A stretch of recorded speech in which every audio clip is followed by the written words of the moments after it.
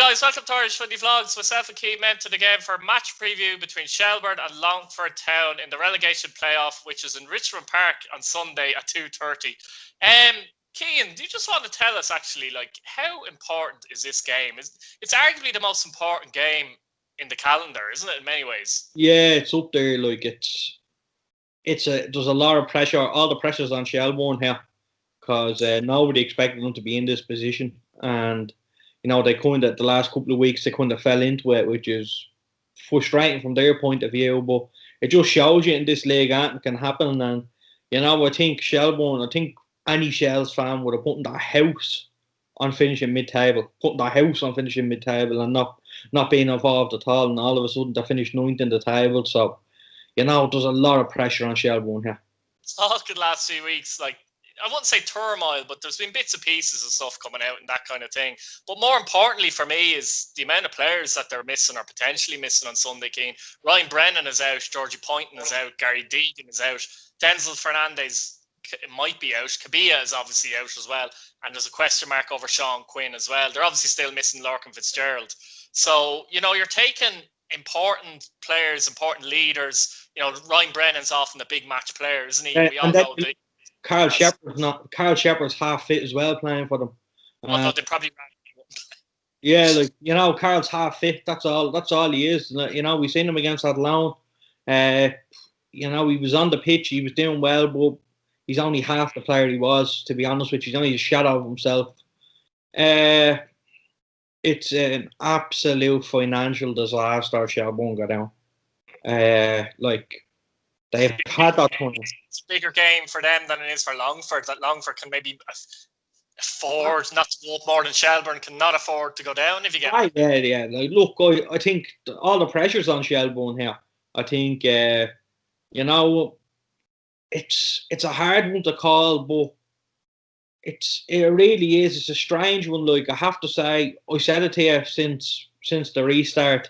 I don't fancy any Premier Division team against the First Division team in the playoff over one game, and I don't know, my head's fried trying to look at things, but I just find Shelbourne they found themselves in that position now, and their confidence is at an all-time low. It's different if they got beaten by Bows or Dundalk in the Cup. I feel alright. But considering they got beaten by Athlone. Yeah, that's affected them badly, hasn't it, that defeat, though? Yeah, and, you thought everyone was like, right, Shells just need a couple of points and they're out of it. The same, basically, you look at Cork.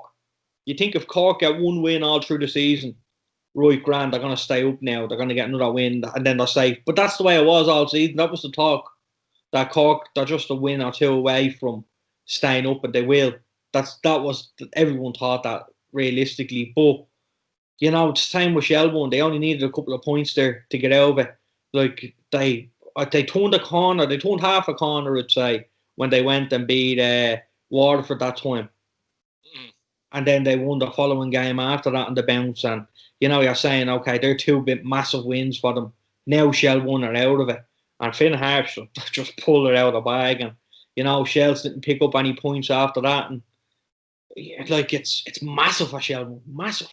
I think the worry you have for Shelbourne potentially on Sunday to go into the game without their first choice midfield. You're talking Deegan, Brennan, and possibly Sean Quinn. Rip that out of any team and you're in a bit of trouble, aren't you?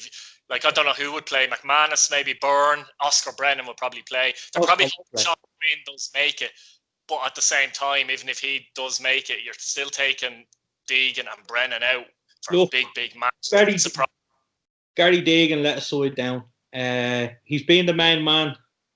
He's been the main man for Shelbourne this year over the course of the season, and he let himself down the other night, and he let the club down. But look, he's big enough. He's experienced enough. He'll rise again. He learned from his mistakes. He's probably he's been the best player this year. There's no question about it. Him, and I think Jayes was fantastic on the wing for them, and Dale Rooney was another player, So they still have a bit of quality in their side, They're not on paper.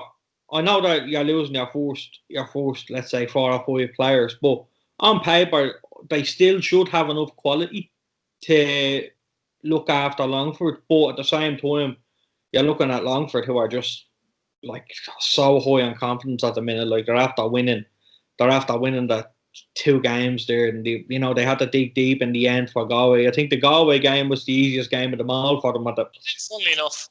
and then all of a sudden it was backs against the wall for the last 8 minutes or so, and but they be high on confidence. You can see Derek has ground something there, and it could go all the way. It's a treat, isn't it? Myself personally, I picked Longford from the very start. Every single round, I said Longford to get through. So I'm sticking to my principles here, and I'll go for a Longford win with a bit of luck. If Longford do get up, Keane, you're right, and I'm right because I went for Drogheda as well. So yeah.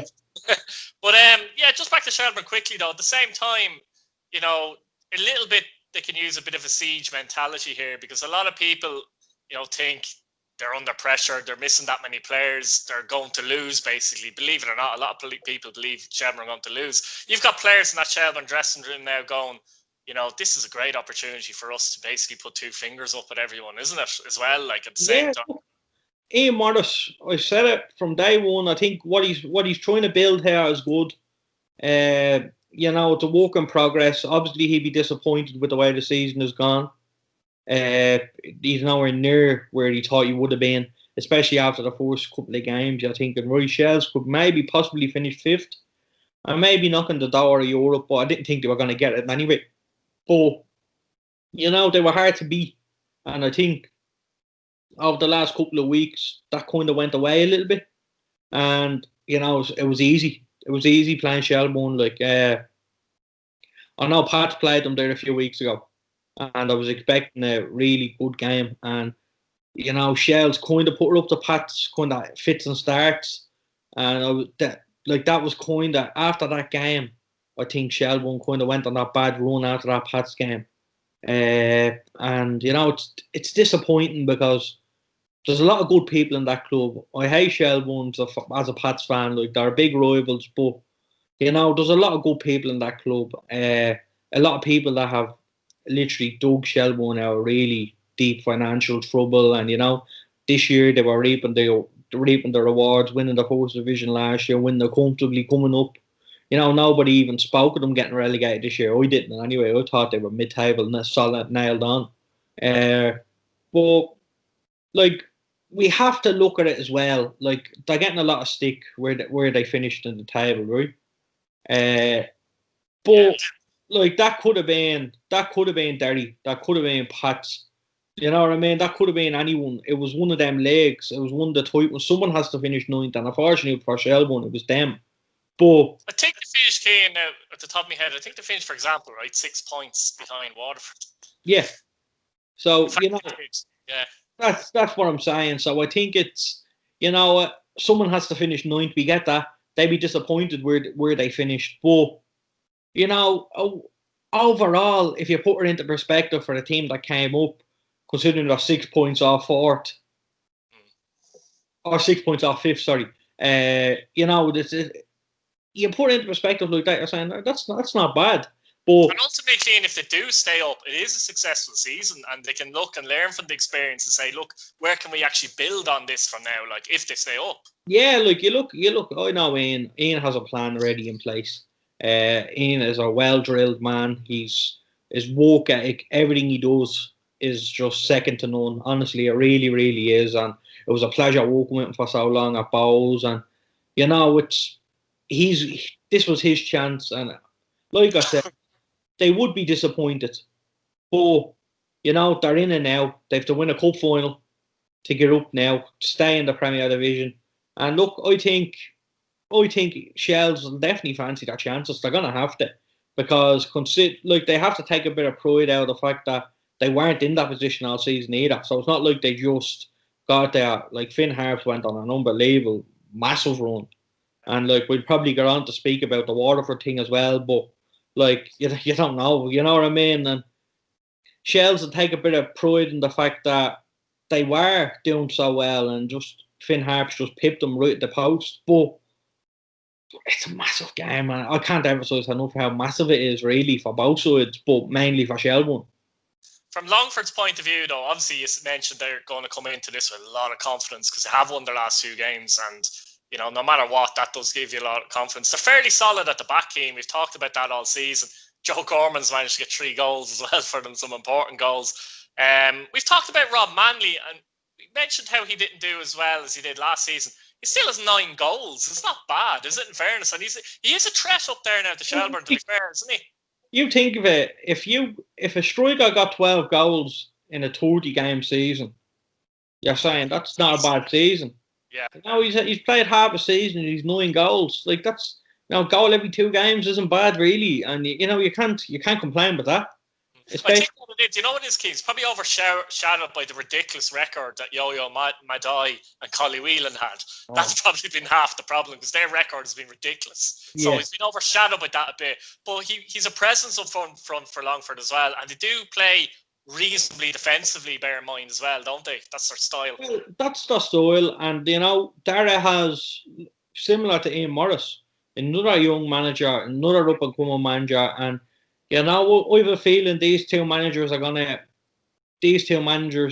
Tim Clancy, I think that them 3, we're going to see them around, and if not in England, over the course of the next couple of years, I'd say 10 or so years, because, they're young, they're energetic, they give you something different, and, it's excellent, like, and I find it funny because if Shelbourne finished 5th or 4th, like Ian Morris would be talked about for maybe getting a big job, like a Dundalk job, maybe, considering the stuff, and, two results and all of a sudden you're on the verge of getting sacked. But that's the way the league is. I've said that loads of times. Especially this season, it's just Shelbourne. It's too hard. Shelbourne on that role where they can't find their next win, they can't buy it. They're in that position where they can't actually. That dressing room is going to be high going in there. I've no doubt. They're going to be well drilled. They're going to believe in themselves. They know that. But it's like everyone else can't see Shelbourne win the game. But all of a sudden, when Shelbourne won them 2 games in a row, you're like, right, they're not going to lose a game from now till the end of the season. And it's crazy, this league. But I just think I'm pipping Longford because I said it all along. That's really the only reason. But I don't think it'll probably go all the way. I don't think it will. I think Longford will win this. Yeah, I think you've got a midfield there. Longford for some good midfield players like Grimes, and particularly A. Dervin. He's a B. He runs around like a lunatic, but not in a pointless way. He does. He'll snap at Shelbourne's heels in midfield. He's capable of scoring a goal. I think he was given out. He's saying he didn't score enough goals this season for his liking because he does get in that position. He's a very good player, isn't he? I've watched Longford as well. Yeah, I've watched him play now for, I would say, the guts of 2 years, and then I've seen him in his breakthrough season, and honestly, that fella is going to be a player. I don't like pipping young players up so early. Like, I don't like saying they're going to go on to big things. I hate saying that because, like, I don't like putting extra pressure on people like that. But, this boy can play. He gets the ball. He's not afraid. What I like about him? He's not afraid to lose the ball. Like, he's not afraid to drive forward with the ball. He's not afraid to play that pass, that risky pass. And, he's one of them players that get you off your seat. And, he's always involved, isn't he? He's always involved. They have Zambra there who, he's the sideways man. He's the number 6. He breaks everything up. He passes back. He keeps the ball. He's the retention man. And I think it's a great balance with Dervlin in there because, Dervlin, like, he just runs with the ball. He's like a kid in a playground with a football. And, like that kid. I think being from Longford as well, he's really got the passion for the badge, hasn't he? Yeah, like, you look, I really look at him and I say he's similar to Darren Markey at Pats. He's a similar type of player. He loses the ball more times than he wins it. But, in a good way. That's what I mean by that. Like, he'll drive forward. He'll play them risky passes. It's not always safe. And, he could be the difference on Sunday. Could well be. I'll tell you the one person Longford have missed, though, I have to say, Sam Verdon. Like, 12 appearances this season, 6 goals. We talked how, Longford missed out in second. Were a little bit off in the end, but add him to the mix and suddenly they might have been right up there. It's a pity from their point of view he's not available though. Yeah, look, Sam was come on leaps and bounds. Like I remember Sam playing for Pats 19s as a striker, and like I never thought he was any way decent, to be honest with you. And when Pats were good in 2014 and 15, Sam was being introduced into the side, and he got his breakthrough season. He played for us in 2017. We nearly got relegated.